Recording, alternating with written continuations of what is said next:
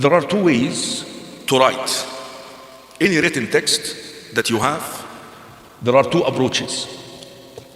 The first approach, they call it the linear approach.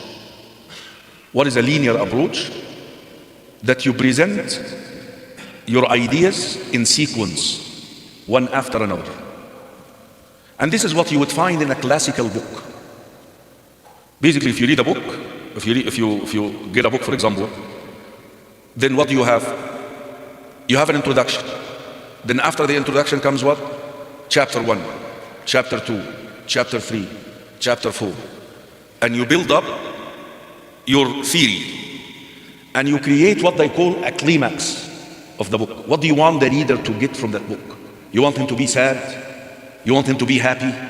You want him to gain some confidence? So you build up to that, and then the end. And your message, your core message, is delivered at the end of the book. We call this a linear composition. But you will be surprised that the Quran is not like that. Obviously. The Quran is not like, okay, Tawheed, let's talk about Tawheed, we finish Tawheed, then we go into Ibadat, we go into, no. The Quran follows another style of composition which is called the ring composition. Why? For the same reason, because the Quran is a speech, is not a written. Yeah, the Muslims compiled it into a book, but the Quran, especially when they define the Quran, what is the definition of the Quran? ما هو القرآن؟ القرآن كلام الله, is the speech of Allah. So when you speak, you express your ideas, your thoughts, totally different, in a different style than the linear style.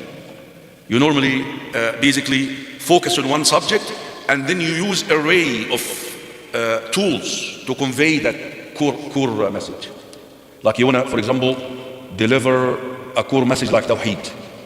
So you don't go and just say Tawheed. You could begin with a story of a nation that messed up with Tawheed, and what did I do to them? And then you talk about Allah's Lordship.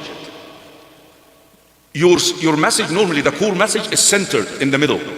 And everything that comes before it, that's why they call it a ring. Everything that comes before it and comes after it, serve that message. I know this is a little bit academic here, but it's really a key to understand the Quran.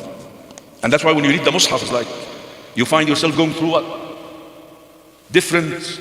No, you see, there is a core message right there in that area, and all of this is supposed to serve it. Supposed to. Why? And I love this line here. Why the Quran follows the ring composition? Because the Quran was meant to inform. It was meant to transform. But the Quran, you don't read it like you're reading a history book. You're not reading it like what? You're reading what? So the message must what? Transform you. And the only way the message will transform you, if you emphasize it, then it becomes internalized inside you. You're getting that? Surah Yunus follows that pattern.